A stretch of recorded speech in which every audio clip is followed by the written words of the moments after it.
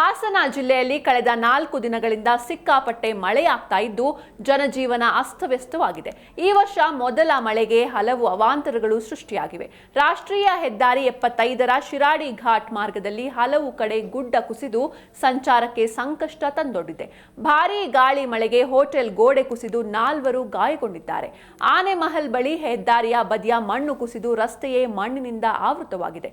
ಇದೇ ಮಾರ್ಗದ ಅಡ್ಡನಗುಡ್ಡ ದೊಡ್ಡ ತಪ್ಪು ಬಳಿ ಕೂಡ ಅತಿಯಾದ ಮಳೆಯಿಂದ ಧರೆ ಕುಸಿದು ರಸ್ತೆ ಸಂಚಾರವೇ ಬಂದ್ ಆಗುವ ಭೀತಿ ಎದುರಾಗಿದೆ. ಸಕಲೇಶಪುರದ ಬಸ್ ನಿಲ್ದಾಣ ಬಳಿ ಇರುವ ಮಲ್ನಾಡ್ ಕೆಫೆ ಹೋಟೆಲ್ ಗೋಡೆ ಕುಸಿದು ಬಿದ್ದು 4 ಗಾಯಗೊಂಡಿದ್ದಾರೆ. ಅದೃಷ್ಟವಶಾತ್ ಪ್ರಾಣಾಪಾಯದಿಂದ ಪಾರಾಗಿದ್ದಾರೆ. ಗಾಯಾಳುಗಳಿಗೆ ಸಕಲೇಶಪುರ ತಾಲೂಕು ಆಸ್ಪತ್ರೆಯಲ್ಲಿ ಚಿಕಿತ್ಸೆ ನೀಡಲಾಗ್ತಾ ಇದೆ. ಮತ್ತೊಂದೆಡೆ ಬೊಮ್ಮನಕೆರೆ ಬಳಿ ಸಾರಿಗೆ ಬಸ್ ಒಂದು ರಸ್ತೆ ಬದಿಯ ಹೊಂಡದಲ್ಲಿ ಸಿಲುಕಿ ಪ್ರಯಾಣಿಕರು ಪರದಾಡುವಂತಾಗಿತ್ತು.